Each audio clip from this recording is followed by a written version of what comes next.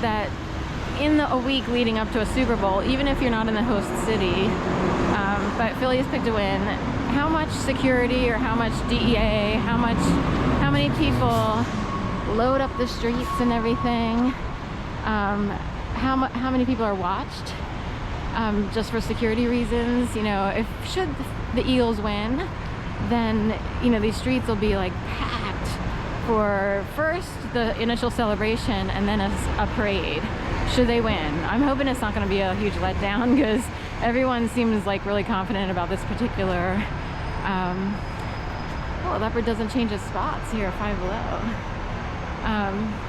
Let's see who's wearing leopard today. So yeah, of course the Eagles were in the Super Bowl in 52 a few years ago. Now we're up to 59. Or I'm sorry, 57. They won the 52nd one. They were in 57 and didn't win. And again, is it the Chiefs again? So here we have another chance, and it's a matchup with Andy Reid. It's like some sort of vendetta. It's, you know, Dunkin' Donuts is open.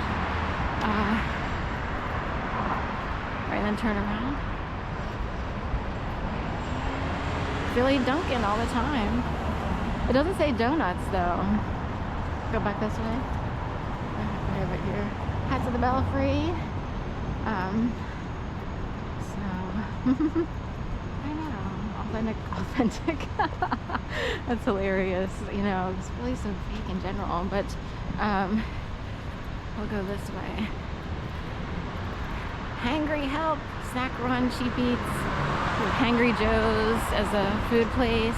You know, I thought that was for Trader Joe's or President Joe Biden. That's how I saw it. Chemistry set, someone looking like they're in it, but for that creative, authentic space, you know. He was an experiment. In fact, Joe Biden actually said, you know, the United States is like an experiment of sorts. But of course, people have been at this for 200 plus years, more than 200 years. You know, we're like 250 years at this point, of 1776 being when the Constitution was ratified. So how many years do we have to live in someone else's experiment, you know? Because if we're just like, you know, control objects, subjects of someone's experiment, how much control do we have? Who gets to feel in control? Who gets to make all the money in this experiment? Because a lot of people out here are wondering, like, how do you actually, like, get ahead? Who actually, like, retires and, like, lives in a house and feels okay? How'd that work?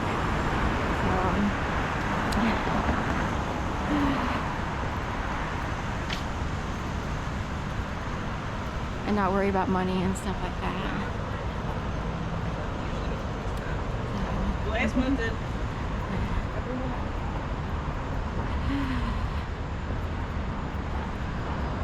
I wanted to come out here on another walk. I try to not talk sometimes, but it is part of my situation that I've been triggered into constantly talking. But anyway, please like, share, and subscribe to Surfer Go Dreams PHL-TV. I was gonna do CCTV, like Center City TV, like closed circuit. It's not really closed circuit, I guess, but or closed circus. You know, get like Fozzie Bear laughing on that one. But so out here first thing.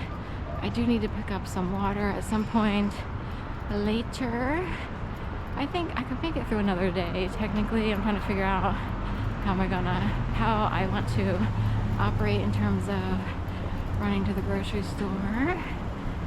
Right, technically, it's really the water. It's either Whole Foods or Trader Joe's is where I get it because of it's really cheap to get 1.5 liters. You know, they're in the 79-cent realm, and hopefully it stays that way.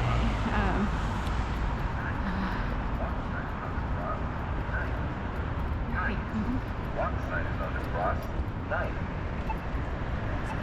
Fashion district.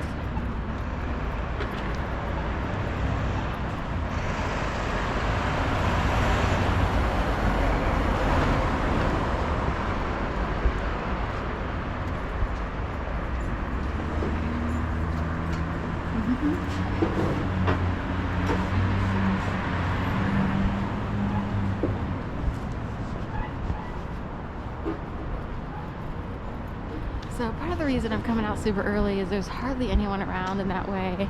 You can see what the streets look like without too many people, but also fewer people are on the video. So, but there's no way around like whatever's going on, that there's so many. I can tell you in the past I've been up super early for various reasons, and I've done a lot of overnights and I get up early and no one's been out here. So I realize it's really like 6 o'clock-ish, you know, so that's not too absurd, but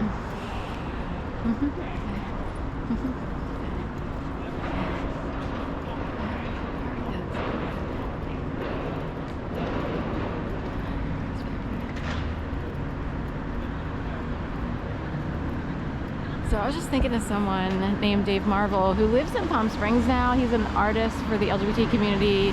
I mean, he's just an artist, but I think he's done a lot of work for the LGBT community and was recognized by, you know, they have their own like award programs, or, you know, it's almost like the Oscars but for the LGBT community, or the and I know he's gotten like recognized for his work in Palm Springs, California. Can you believe that? But he went to school with me at the Christiana High School. Was he a year younger than me? So I think he was a year younger than me. And of course he was the nicest, he was nicer-ish, you know, than your jocks or whatever. And we lived in that same paradigm where you had the cool kids who were on the football team and all this. And I wasn't part of that group, you know. There was a Sadie Hawkins dance, which Sadie Hawkins is when the girl asks the guy to a dance. And I asked him, out of irony of all ironies. We didn't stay long because it was kind of a bust. It probably wasn't our scene. So the brotherly crunch, hers, go birds, on hers there. So anyway, he lived in like a log cabin type home, very unusual. They wound up, he and his his mom and brother and everything, his stepdad, I guess, moved to Key West, Florida. He was in Florida for a while, got into some trouble there, I guess. Did all kinds of city-fied stuff.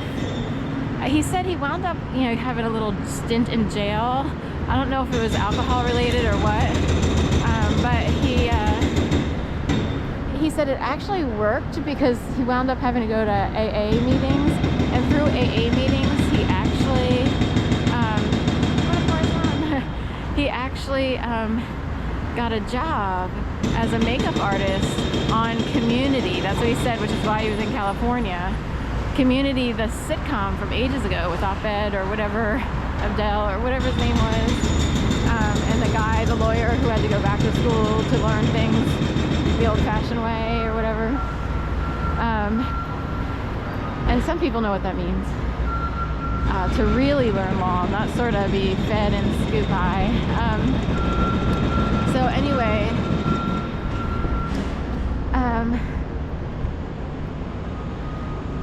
and he wound up living in Palm Springs, but he had a certain look.